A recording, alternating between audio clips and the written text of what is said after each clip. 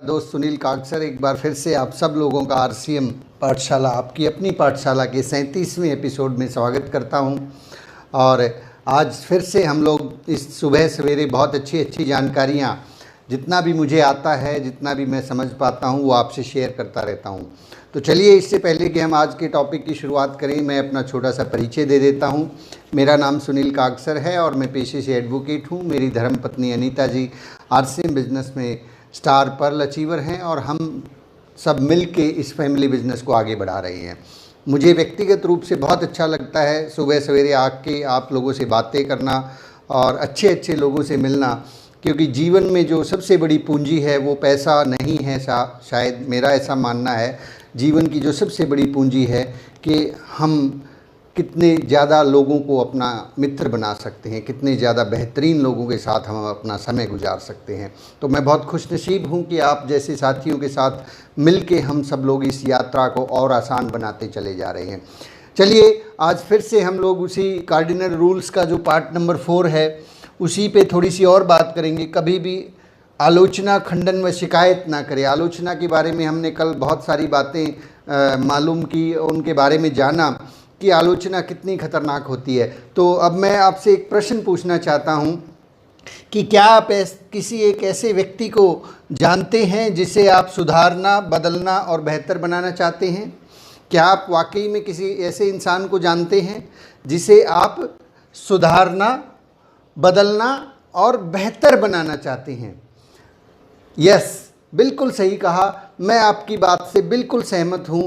चलिए, इस बात की शुरुआत हम खुद से करते हैं। जिस आदमी को हम बदलना, सुधारना और बेहतर बनाना चाहते हैं, ये विचार बहुत अच्छा है, लेकिन क्यों न इसकी शुरुआत हम खुद से करें? क्यों न हम खुद को ज़्यादा बेहतर, बदलना और सुधारना पसंद करें? माय डियर फ्रेंड्स, इस लाइफ के अंदर जो सबसे बड़ा काम हमें करना चाहिए, सबसे ज़्यादा ध्यान किसी एक चीज़ पे देना चाहिए, वो है खुद को सुधारना, बदलना और ज़्यादा बेहतर बनाना। ये सारा का सारा जो जीवन है, ये सारी की सारी जो घटनाएं हैं, सारा का सारा जो हमारा आरसीएम बिजनेस है, ये केवल और केवल इसी बात पर टिका हुआ है कि हम खुद को हर रोज़ कितना बेहतर बना रहे हैं, हम रोज़ कितना बदल रहे हैं और हम लोग हर रोज़ कितना सुधर रहे हैं। ये जो कार्यक्रम जो सुबह सवेरे हो रहा है, ये कहीं ना कहीं मेरे मन में, जब मैंने इसको शुरू किया था, तो इसके पीछे जो मकसद रहा था, वो एक मकसद ये था कि मैं खुद को सुधारना, बदलना और बेहतर बनाना चाहता था। क्योंकि आप लोगों से बात करने से पहले मुझे इसकी तैयारी करनी पड़ेगी, सीखना पड़ेगा। तो सबसे पहले जो चेंज कहाँ आता है? खुद में आता है। तो आरसीएम बिजनेस में जब भी आपको ऐसा लगे कि मुझे उसको बदलना है, उसको सुधारना है, उसको ठीक करना है, उससे पहले खुद को बदलना है, खुद को सुधारना है, खुद को ही ठीक करना है। तो माय डियर फ्रेंड्स, जो हमारा सिस्टम है वो इस सिद्धांत के ऊपर टिका हुआ है कि हमें इस बिज़नेस के अंदर खुद के ऊपर ज़्यादा ध्यान देना है, खुद के ऊपर ज़्यादा ध्यान देना है, ताकि हम लोग इस बिज़नेस में सक्सेसफुल हो सकें, हम लोग सही तरीके से काम कर सकें। आगे हम बात करते हैं आलोचना के बारे में। एक शब्द और बताता हूँ मैं। आलोचना जो है वो बूमरैंग की तरह से होती है। बूमरैंग, BOOM होता है शायद, बूमरैंग आपने देखा होगा। एक वो बचपन में जो है टीवी पे एक विज्ञापन वो आता था, टीवी सीरियल आता था, मोगली नाम था शायद उसका। उसमें उस मोगली के पास एक हथियार होता था, वो उस हथियार को फेंकता था तो वो वापस लौट कर उसी के पास आ जाता था। इसी तरह से बूमरैंग भी होता है, कोई इंस्ट्रूमेंट होता है, उसको आप कहीं मर्जी फेंक दें, जैसे मर्जी फेंक दें, वो वापस आपके पास ही लौट कर आता है। आलोचना के बारे में भी ये कहा जाता है कि आलोचना ठीक बूमरैंग की तरह काम करती है। ये बूमरैंग की तरह होती है। हम जब किसी व्यक्ति की आलोचना करते हैं तो वो वापस लौट के आती है। ये ठीक उस धरती माँ की तरह से काम करती है इस दुनिया के अंदर। जैसे कि हम लोग कोई भी बीज बोते हैं ना, हमने कोई बीज बोया तो वो उस बीज से वृक्ष बनता है और उसके ऊपर बहुत सारे उसी तरह के बीज आते हैं। तो आलोचना अगर हमने एक बारी की है तो वो वापस लौट के आएगी। एक और बात आप इस किताब के अंदर पढ़ेंगे, ये जो बुक है लोक व्यवहार की, बात बहुत ज़्यादा अच्छी नहीं है, मुझे मतलब थोड़ी सी अलग टाइप की है। इसमें लिखा है कि मूर्ख व्यक्ति आलोचना कर सकता है, शिकायत कर सकता है और निंदा कर सकता है। और इसी किताब में ये लिखा है कि ज़्यादातर लोग अक्सर यही करते हैं ज़्यादातर लोग अक्सर यही करते हैं। तो हमें उन जैसा नहीं बनना है, हमें बिल्कुल आरसीएम बिजनेस के अंदर बहुत अच्छा मुकाम हासिल करना है। बहुत से लोगों के जीवन के अंदर हम लोग प्रवेश कर चुके हैं, बहुत सी लाइफ हमसे जुड़ चुकी हैं। तो हमें आलोचना, निंदा और शिकायत से बाहर रहना है। और आगे इस किताब के अंदर जो राइटर हैं वो लिखते हैं कि यदि आप चाहते हैं, ज़रा ध्यान से सुनिए इस शब्द को, यदि आप चाहते हैं कि किसी व्यक्ति के साथ हमारी दुश्मनी हो जाए और वो लंबे समय तक हो, लंबे समय तक बहुत गहरी और गाढ़ी दुश्मनी हो जाए और जो है ना उसका दंश, वो विद्वेष अगर हम पैदा करना चाहते हैं, ऐसा विद्वेष जो दशकों तक पलता रहे और मौत के बाद भी बना रहे, तो हमें कुछ नहीं करना है, सिर्फ चुनिंदा शब्दों में चुभती हुई आलोचना करनी है। और कमाल की बात तो ये है कि इस बात से कोई फ़र्क नहीं पड़ता कि हमारी आलोचना कितनी सही या जायज़ है। चलिए एक बार दोबारा से पढ़ते हैं इस बात को। अगर आप और मैं कल किसी के मन में अपने लिए विद्वेष पैदा करना चाहते हैं जो दशकों तक पलता रहे और मौत के बाद भी बना रहे, तो हमें कुछ नहीं करना है, केवल चुनिंदा शब्दों में चुभती हुई आलोचना करनी है।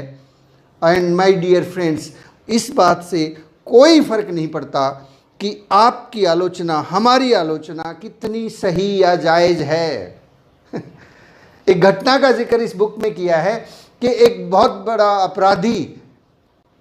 अपराधी उसने बहुत छोटी सी बात पर, एक पुलिस वाले ने उसको रोका सड़क के ऊपर और उस छोटी सी बात के ऊपर उस व्यक्ति ने उस पुलिस वाले को गोलियों से भून दिया।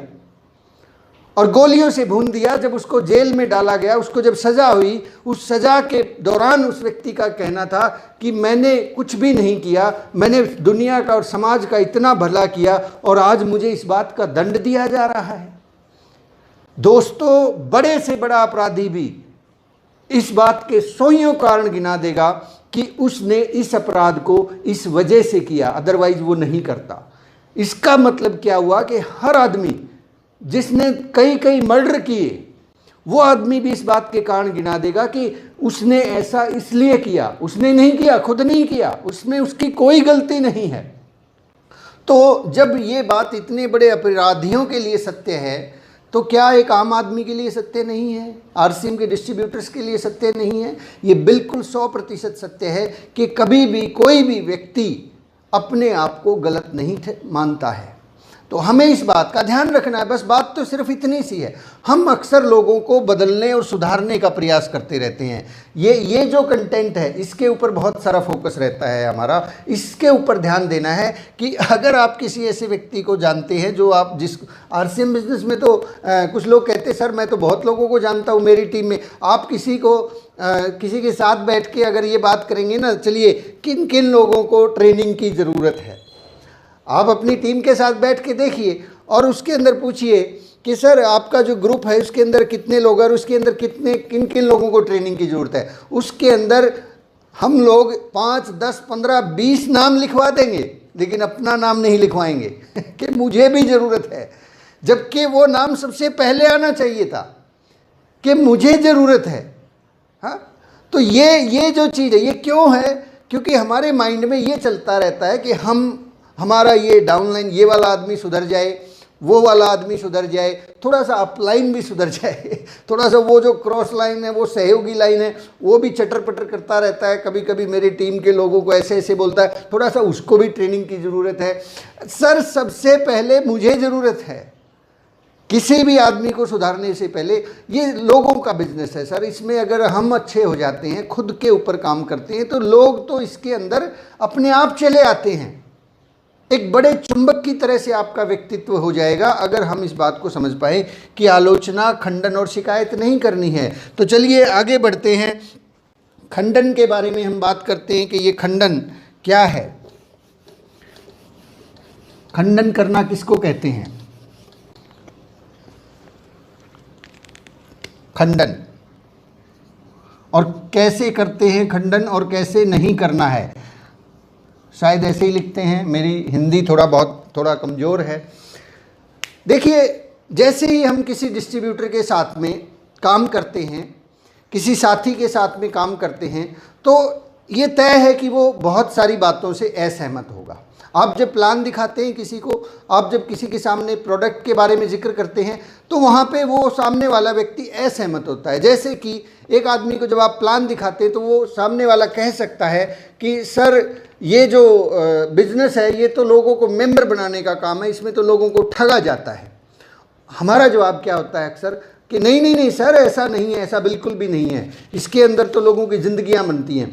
यहाँ हमने क्या किया, उसकी बात का खंडन कर दिया, खंडन कर दिया। ध्यान रखिए, हम कोई पॉलिटिकल पार्टीज़ नहीं है कि एक दूसरे की बात का खंडन करना ही हमारा काम है। यहाँ इस तरीके से बात नहीं बनेगी। यहाँ बात बनेगी कैसे, मैं आपको बताता हूँ। सामने वाले व्यक्ति ने आपसे कहा, देखिए ये जो बिज़नेस है जो आप ये आरसीएम कर रहे हो, ये बता रहे हो मुझे, ये तो लोगों को मेंबर बनाने का काम है और इसके अंदर तो लोगों को जो है ये वो ठगा जाता है, यहाँ पे लोगों को कोई कामयाबी नहीं मिलती। तो हमें क्या करना है, हमें उनको बोलना है कि यस यस आप बिल्कुल सही कह रहे हैं। सामने वाला व्यक्ति चाहे जो मर्जी बोले, जो मर्जी उसका प्रश्न हो, कोई भी प्रश्न उसका हो सकता है कि सर आपका साबुन है ये ऐसा नहीं ऐसा होना चाहिए, वैसा नहीं वैसा होना चाहिए, जो मर्जी प्रश्न आ जाए, जो मर्जी सामने वाला कहे। आपकी डाउनलाइन भी अगर आपसे ये कहती है कि नहीं नहीं सर ऐसे नहीं ऐसे होना चाहिए, हमारे मुंह से केवल और केवल एक ही शब्द निकलना चाहिए। वो शब्द नोट कर लीजिए, फीड कर लीजिए कि आगे से जब भी कोई व्यक्ति किसी प्रकार का कोई प्रश्न उठाता है तो सबसे पहला हमारा जवाब क्या होना चाहिए कि आप बिल्कुल सही कह रहे हैं, आप बिल्कुल सही कह रहे हैं। अगर कोई व्यक्ति ये कहता है, थोड़ा ध्यान दीजिए शब्दों पे, अगर कोई व्यक्ति ये कहता है कि साहब सूरज तो अब जो कल से जो है सूरज पश्चिम से निकलेगा, तो वहाँ ये नहीं कहना है कि तेरा दिमाग खराब है, पश्चिम से निकलेगा, सूरज हमेशा पूर्व से निकलता है। वहाँ भी यही कहना है कि आप बिल्कुल ठीक कह रहे हैं, आप बिल्कुल ठीक कह रहे हैं। चलिए इस बारे में बात करते हैं कि ये सूरज कैसे पश्चिम से निकल सकता है, क्या क्या ऐसे तरीके हैं, चलिए उन तरीकों को खोजते हैं कि कैसे सूरज पश्चिम से निकल सकता है। हम क्या करें, इस धरती को घुमाएं, चलिए इस बारे में बात करते हैं। कभी भी खंडन करना ही नहीं है किसी भी बात का, खंडन करना आज के बाद बंद बंद बंद बंद, बिल्कुल बंद। तो एक डिस्ट्रीब्यूटर ये कहता है कि सर ये जो बिजनेस है मेंबर बनाने का काम है, ये है वो है। मेरा जवाब वहाँ पे क्या होता है, अक्सर इस तरह के सवालों का सामना बहुत बार हुआ, यस सर बिल्कुल सही कह रहे हैं आप, मैं भी बिल्कुल इस बात से पूरी तरह सहमत हूँ। मैं खुद इस बात का गवाह हूं कि इस बिज़नेस को मैंने 13 साल तक डिले किया केवल इस कारण से क्योंकि मैं भी बिल्कुल ऐसे ही सोचता था सर। लेकिन जब मैं एक सेमिनार में गया, वहाँ जाके जब मैंने मुकेश कोठारी जी को सुना और उन्होंने मुझे एक स्टोरी सुनाई, द पैरेबल ऑफ पाइपलाइन, उस स्टोरी को जब मैंने सुना और उसके बाद जब मैं भीलवाड़ा गया और उसके बाद जब मैंने इसके प्रोडक्ट्स को लगातार यूज़ किया और जब मेरा पहला चेक 549 रुपये का आया, तो सर मेरा जो ये विचार था ये बदल गया। यहाँ क्या है कि यहाँ आपने उसकी बात का खंडन नहीं किया, उसकी ही बात में, वो कहते हैं ना बात में बात मिलाना, ये बात में बात मिलाना हमें सीखना है, बात को काटना नहीं सीखना है। बात को काटना हरियाणा वाले बहुत अच्छी तरह से जानते हैं। बात को कहते हैं ना हरियाणा वाले, बात को तड़े को नहीं पड़ंदे जमा है, बात के ऊपर बात, बात के ऊपर बात। तो माय डियर फ्रेंड्स, हमें बात को काटना नहीं सीखना है, बात के साथ लय में लय मिलानी है। तो खंडन करने के लिए बहुत सारी चीज़ें मिलेंगी आपको, बहुत सारी कमियां मिलेंगी, लोगों के अंदर मिलेंगी खुद के, लेकिन सबसे पहले जो है खुद की कमियों को ठीक करना है। और ध्यान रखें, क्यों नहीं हमें खंडन करना है, खंडन हमें इसलिए नहीं करना है क्योंकि हम तार्किक लोगों के साथ व्यवहार नहीं कर रहे हैं। ये बात बहुत इंपॉर्टेंट है। आरसीएम बिजनेस के अंदर या कोई भी फील्ड हो उसके अंदर हम लोग जब किसी से बात करते हैं तो वहाँ पे तार्किक लोगों से बात थोड़ा ही चल रही है। तार्किक लोगों से बात नहीं हो रही है हमारी। तार्किक क्या होता है, जो तर्क वितर्क के आधार पे, जैसे पहले पुराने समय में तर्क वितर्क के बहुत सारे आयोजन होते थे। मतलब आमने सामने लोग जो है एक दूसरे को तर्क वितर्क करके एक दूसरे का सवाल जवाब करते थे। आजकल भी शायद इस तरह के कुछ प्रोग्राम, टीवी प्रोग्राम्स होते हैं। तो ध्यान रखिए, हम लोग तार्किक लोगों के साथ बातचीत नहीं कर रहे हैं, हम लोग भावनात्मक लोगों के साथ बात कर रहे हैं। भावनात्मक लोगों की फीलिंग्स के साथ में हम बात कर रहे हैं। और उन लोगों के अंदर पूर्वाग्रह भी हैं। पूर्वाग्रह, उनके दिमाग में बहुत सारी पहले की कुछ थ्योरीज हैं और उनके अंदर कुछ खामियां भी हैं और उनके अंदर गर्व भी है और अहंकार भी है। ये सारी चीज़ें हैं। हम उनके साथ बात कर रहे हैं जो तार्किक नहीं है, जिनके अंदर पूर्वाग्रह भी है, जो भावनात्मक भी हैं, जिनमें थोड़ा बहुत गर्व भी है और थोड़ा बहुत अहंकार भी है। और ये हर आदमी में है। तो ध्यान रखें, जब हमें पता है कि हम इस तरह के लोगों से बात कर रहे हैं, तो क्या वहाँ पे उनकी बातों का खंडन करना, उनकी आलोचना करना जायज़ है? बिल्कुल नहीं है सर, बिल्कुल भी नहीं है।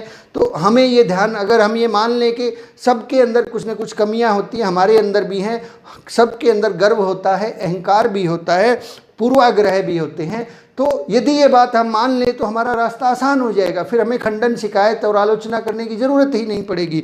तो एक और स्टोरी से आप इस बात को समझ सकते हैं कि खंडन क्यों नहीं करना है। कि एक बार एक बच्चा जो है नदी के किनारे मछलियां पकड़ने जाता था और उस बच्चे को जो है नूडल्स खाना बहुत पसंद था।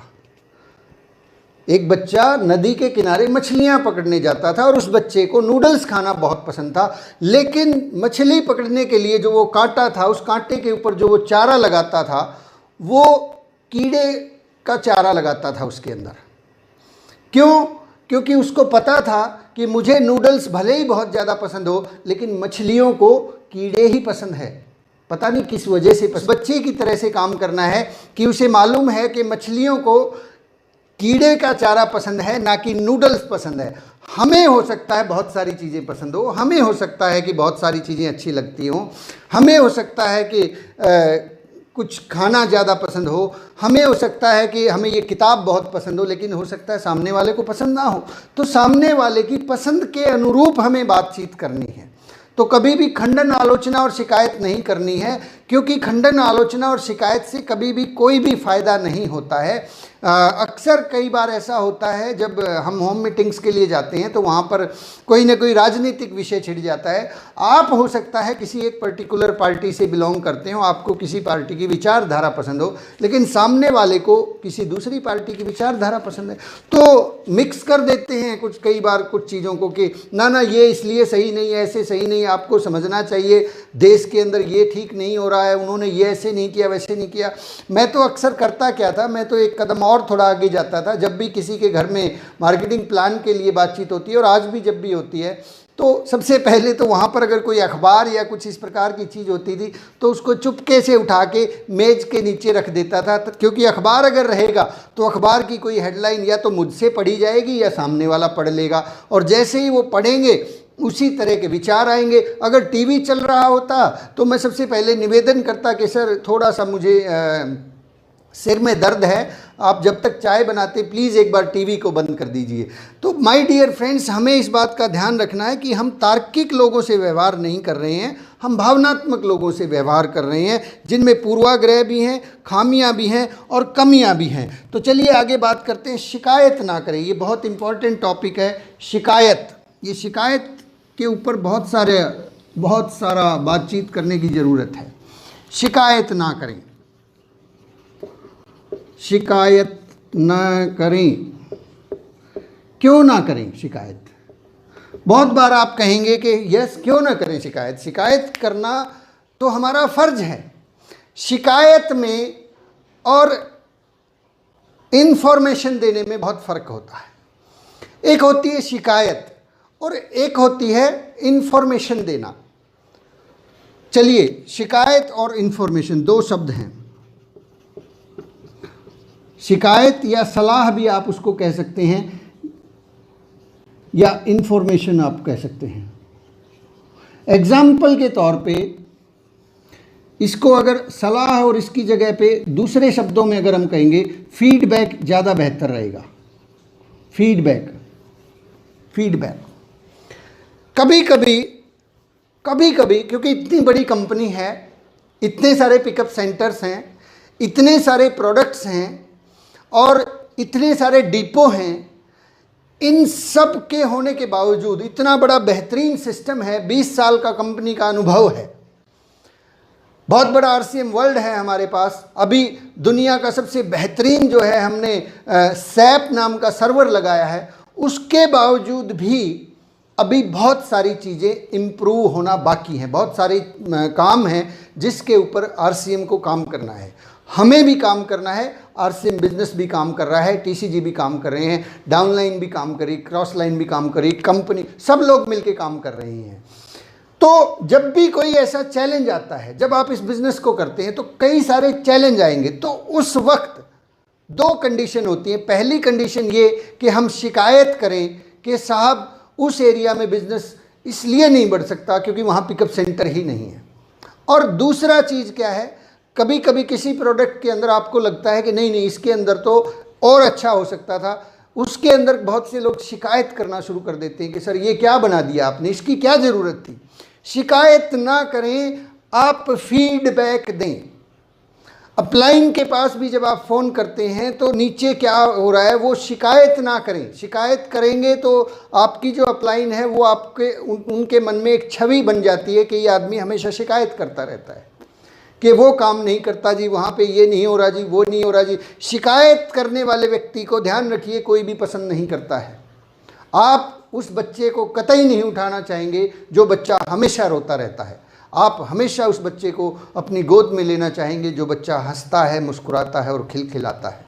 लेकिन इसका मतलब ये नहीं है कि जो चीज़ है, जिस चीज़ के अंदर कुछ इम्प्रूवमेंट है उसके लिए हम फीडबैक भी ना दें।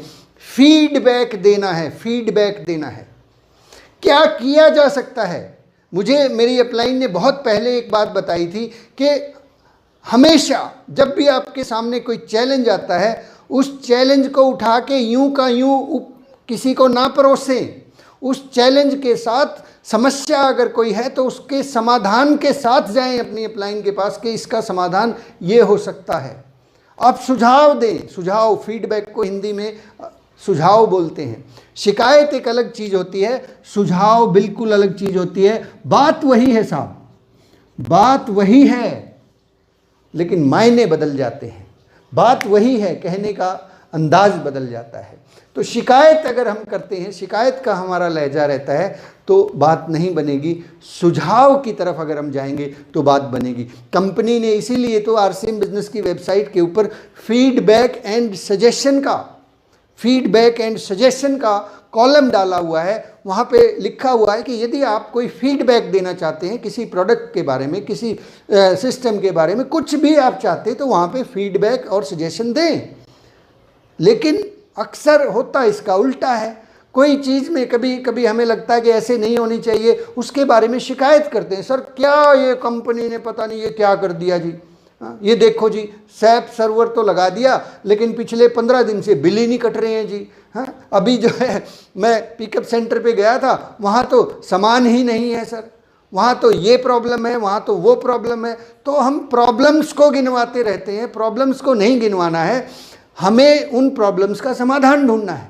शिकायत तो आदरणीय वत्स साहब भी कर सकते थे कि टीसीजी क्या करें, आरसीएम बिजनेस कैसे करें। ये कपड़ा तो आप भीलवाड़ा में बनाते हो, किट भीलवाड़ा से लेके आनी पड़ती है। जींद में होता तो मैं कर लेता। अगर उन्होंने ऐसी शिकायत की होती तो आज डायमंड होते क्या। शिकायत तो रवि शर्मा जी के फादर ओपी शर्मा जी भी कर सकते थे कि क्या छाबड़ा जी ये कोई बात है, मुझे लोगों के घर घर जाके ये कपड़ा बेचना पड़ता है। कोई ऐसा सिस्टम निकालो ना कि मैं घर बैठे बैठे ही सारा काम कर सकूं।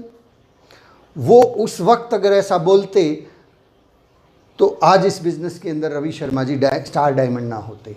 उनको पता था कि ये जो शिकायतें हैं, ये जो चैलेंज हैं, ये टेम्परेरी होते हैं। जिन चीज़ों को हम शिकायत मानते हैं ना आरसीएम बिजनेस के अंदर, मैंने 7 साल के अनुभव से ये जाना है, जिन चीज़ों को लोग शिकायत करते हैं, जिन चीज़ों की हम लोग भी शिकायत करते हैं, वो चीज़ें, शिकायतें क्या हैं बेसिकली, शिकायतें क्या हैं, चैलेंज है। चैलेंज है, कोई ना कोई चैलेंज है आपके सामने। और आरसीएम बिजनेस के अंदर आप ये मान के चलें कि ये सारी की सारी टेम्परेरी हैं, अस्थाई हैं, ये सारी की सारी, ये कभी भी परमानेंट नहीं रही।